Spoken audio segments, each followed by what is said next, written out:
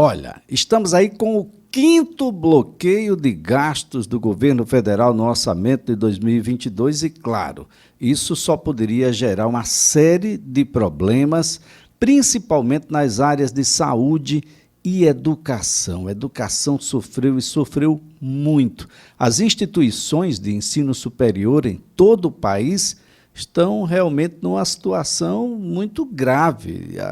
Existem alguns estabelecimentos de ensino superior federal que não sabem o que fazer em 2023, paga água ou paga a luz, paga a água e a luz ou paga a segurança, coloca ou não o restaurante universitário funcionando, e aí como é que a moçada vai se alimentar, vai estudar com fome? É uma situação extremamente grave. E eu passo a conversar a partir de agora com o professor Carlos Guedes, magnífico reitor do Instituto Federal de Alagoas, o IFAL, a quem eu agradeço, viu, reitor, por nos atender e colaborar nessa discussão onde um dia, quem sabe, esse país vai tratar a educação como prioridade número 1. Um bom dia, professor. Muito bom dia, Elias. Muito bom dia aos ouvintes da CBN. Inicialmente, agradecer por esse espaço que concede ao IFAL, concede ao UFAL, concede às instituições públicas de ensino de Alagoas. E você já inicia sua fala de forma muito coerente e muito feliz, Elias. A educação hoje sofre muito e a situação é grave. E aí você o momento que a gente está vivendo em nossas instituições.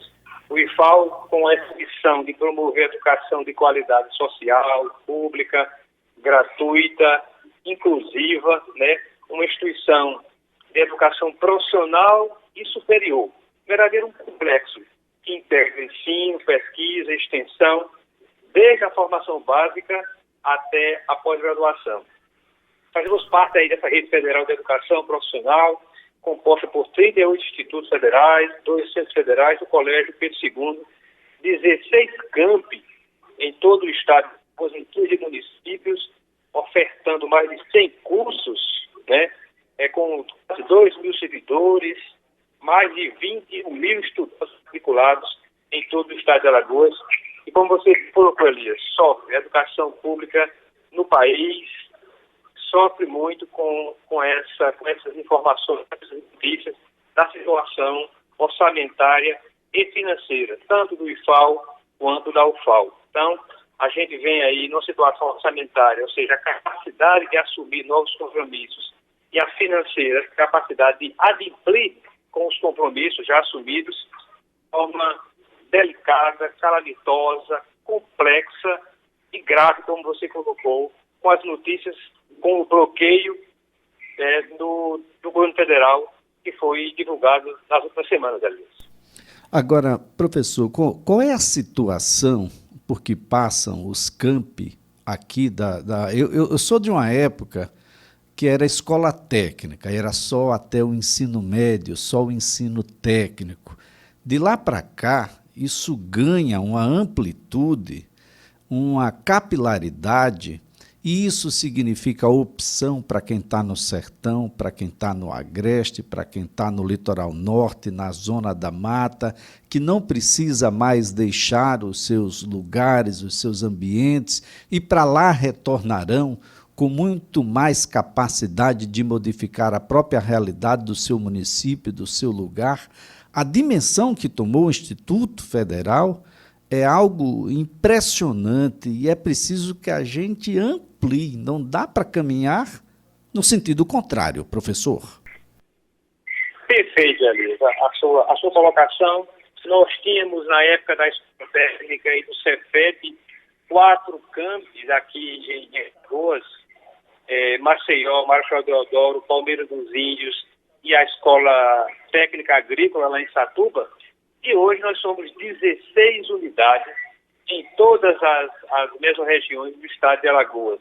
Nós temos campos em Maragogi, em Penedo, na Zona da Mata, em Piranha, no Nosso Sertão, em Batalha, em Curitiba, em Santana do Ipanema, Capiraca, Viçosa. Então, essa capilaridade que você coloca, ela é fundamental. E, além da educação presencial, nós temos os polos de educação à distância. Na verdade, Elias, como você resumiu, contribuindo com a transformação das pessoas que mais precisam, num país ainda muito desigual e num estado muito pobre, como é ainda o de Alagoas. Mesmo com os avanços que tivemos nos últimos anos, isso é notório, mas ainda temos desafios enormes. E o caminho para que a gente possa continuar ajudando a transformar a vida dessas pessoas é com a educação pública de qualidade. E o IFAL, Elias, além do ensino que é inclusivo, que é de qualidade, tem aí os outros pilares da pesquisa, com a criação de ambientes promotores de inovação, do empreendedorismo para os jovens, com a construção de laboratórios de aplicativos, incentivando os pesquisadores aí das nossas instituições com incubadoras de empresas, ou seja, o nosso seja ele o portador dos sonhos, né, e dá esse suporte aos ecossistemas aí da inovação. E pensando uma possibilidade aí de que eles possam ingressar no mundo do trabalho, com oportunidade de estágio e de emprego para os nossos jovens. Mas hoje a situação que mais nos preocupa, Elias, é com a situação orçamentária e com os bloqueios que estamos recebendo, tanto no IFAL quanto na UFAL. Elias, e um dado muito importante, nós temos 69 universidades federais no país e 41 instituições da rede, né, federal.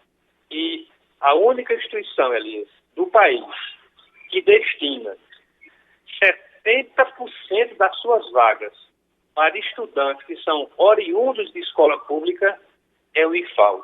Então, de 10 estudantes que ingressam no IFAL, 7 são obrigatoriamente egressos oriundos de escola pública.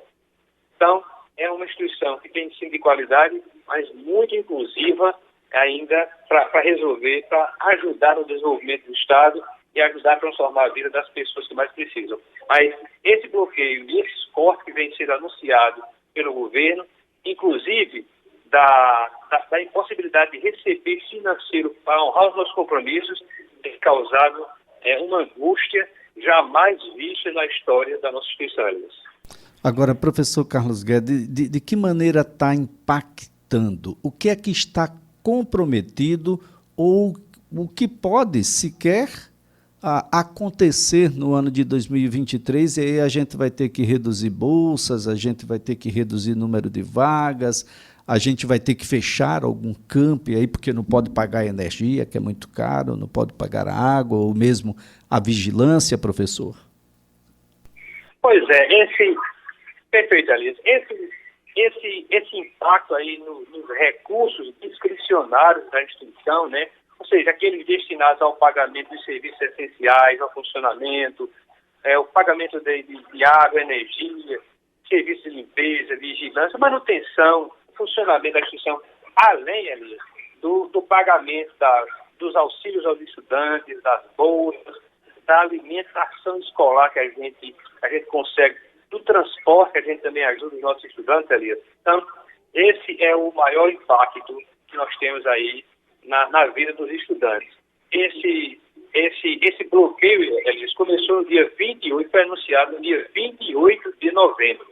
Então, foi quando o governo anunciou o bloqueio de 100%, Elias, dos limites de movimentação e de empenho.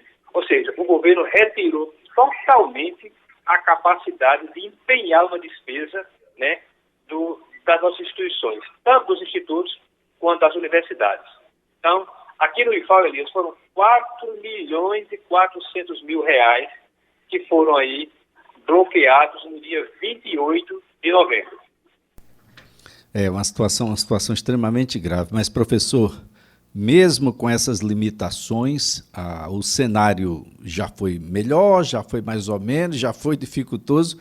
É claro que nunca nas condições atuais, mas ainda assim o IFAL tem prestado serviços de extrema relevância num dos estados mais pobres do país, onde a população não teria uma outra porta aberta para cursar da forma que o IFAL permite, que o IFAL propõe.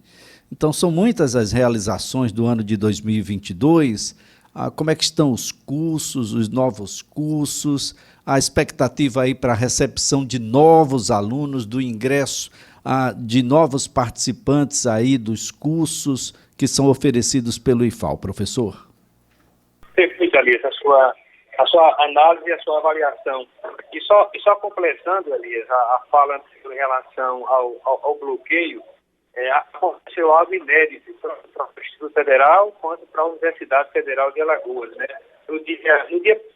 O bloqueio aconteceu no dia 28, mas no dia 1º de dezembro, por volta de 11 horas da manhã, esses recursos foram desbloqueados. Estamos todos aí felizes, né, com o desbloqueio no dia 28, às 11 horas da manhã.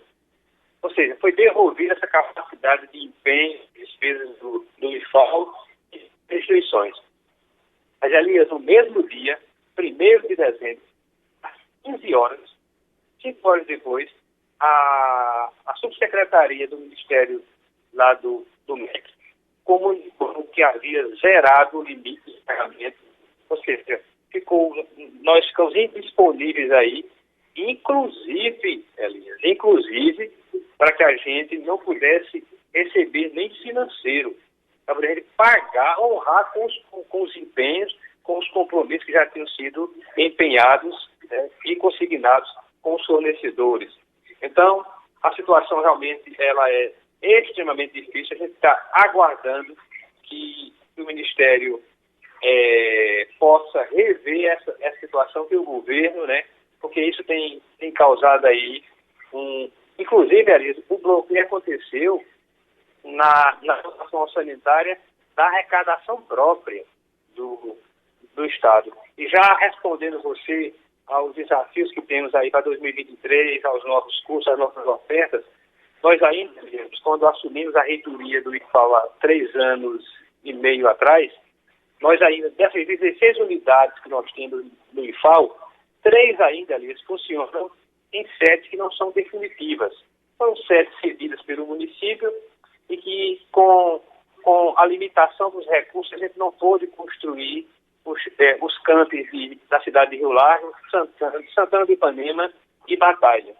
E foi por meio, Elias, de uma ação inédita na rede federal, né, que o governo do estado de Alagoas, nós firmamos um convênio com o estado de Alagoas, né, o governador Renan Filho, que foi fundamental, né, para que a gente pudesse receber recursos do estado e ajudar o IFAL, uma ação federal pela primeira vez na história, né, um estado coloca recursos para um ente federal. Isso foi a primeira vez na história da rede federal, né, desde os seus 113 anos de existência. E agora, com tantas, hoje recebi uma informação dele dizendo que o recurso estava disponível aí para o IFAL construir. Nós já começamos a construir a sede definitiva do campus de Batalha, de Rio Largo, e estamos concluindo o projeto para Santana do Ipanema. Então, além dos desafios ali que temos do ponto de vista da infraestrutura, nós temos feito aí, como você colocou, um trabalho de muita qualidade do ensino, pensando aí em ofertar novos cursos. Mas, Elias, a situação, além da situação financeira, orçamentária ser grave, como você colocou, nesses últimos 4 anos, Elias, o IFAL não recebeu autorização para contratar nenhum professor. Olha que situação grave. Pensando em aumentar o número de vagas, em ofertar novos cursos, nós não recebemos nenhuma autorização para contratar professor.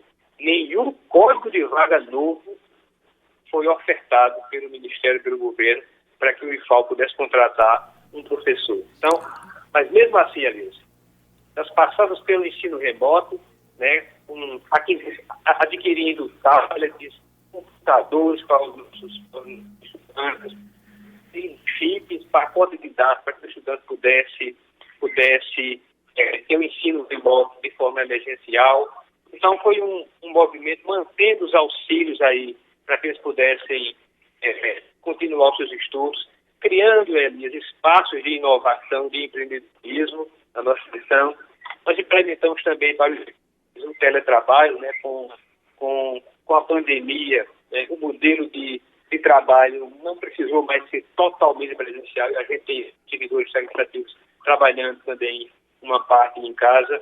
Até, Elias, um programa de dignidade menstrual para aquelas estudantes que necessitam, que não podiam ir ao campus, né, no seu período menstrual, o IFAL também ajudou. Então, um movimento muito importante para que a gente pudesse dar continuidade aí às ações, assim, mantendo a qualidade, abrindo novos cursos de cursos técnicos e cursos superiores, né, na nossa instituição, mantendo aí essa qualidade que você já conhece, que a sociedade de Alagoas reconhece. Muito bem, professor Carlos Guedes, a nossa gratidão pelas informações, a colaboração aqui prestada. Isso significa dizer, gente, que nós temos um passivo grande para a contratação de professores e também de todo um corpo técnico administrativo que acompanham esses professores na criação dos novos campi e da necessidade que tem a população de ter esse auxílio. Gente, o IFAL, ele faz o caminho completo da situação. Os técnicos que são necessários e que compõem aí a sua natureza originária, e agora os tecnólogos e também os cursos de bacharelado e licenciatura que a gente vai precisar para compor aí toda uma necessidade social para a existência dos municípios em qualquer lugar do estado de Alagoas, em qualquer lugar do Brasil. Professor Carlos Guedes, a nossa solidariedade, é sempre um prazer ter o Instituto Federal de Alagoas aqui no CBN Maceió. Um ótimo dia para o senhor. Elias, muito obrigado mais uma vez pela oportunidade, a todos os ouvintes, né, pela audiência. Acompanho quando venho em viagens, sempre a CBN 104.5, acho uma rádio muito séria, com audiência muito grande, então agradeço, reitero então aí, Elias, o nosso posicionamento da rede federal como um todo, nessa recomposição do orçamento, que esses recursos sejam desbloqueados. Há uma necessidade dessa recomposição e que a gente possa ter sob pena, Elias, de inviabilizar o funcionamento, a qualidade das atividades e serviços que nós ofertamos. Nós temos, Elias, como principal objetivo estratégico da nossa instituição assegurar aos nossos estudantes as condições de acesso, de permanência e de conclusão com eles. Professor então, Elias, Carlos, bom dia, um bom programa para você. Professor Carlos, há o risco de algum campus não abrir em Alagoas no ano de 2023? Elias, a situação para 2023, ela também não é fácil. Elias, o que está consignado no projeto de lei orçamentária para 2023 para o Instituto Federal, do ponto de vista de investimento, Elias, é de apenas R$700 mil. Elias, R$700 mil para dividir para 17 unidades. Elias, se eu resolver comprar computadores, que custa em torno de R$4, R$5 mil, eu vou ter aí que, no máximo, 200 computadores, Elias. E eu não faria mais nada. Eu faria 200 computadores durante o ano inteiro com esse recurso. Então, a gente só vai poder avaliar em janeiro essa situação quando a lei orçamentária for publicada e a gente possa ter, Elias, pelo menos alguns códigos de vaga para contratar professores. Fechar campus não, Elias, mas isso vai inviabilizar, vai dificultar, inclusive, a impossibilidade de novas ofertas, de novas vagas, isso sim. Mas a gente continua aí com muita esperança, Elias, e que com esse novo governo a gente tenha essa recomposição do orçamento e alguns códigos de vaga. Não dá para ofertar novas vagas e novos cursos. Muito bem, muito obrigado, professor Carlos Guedes.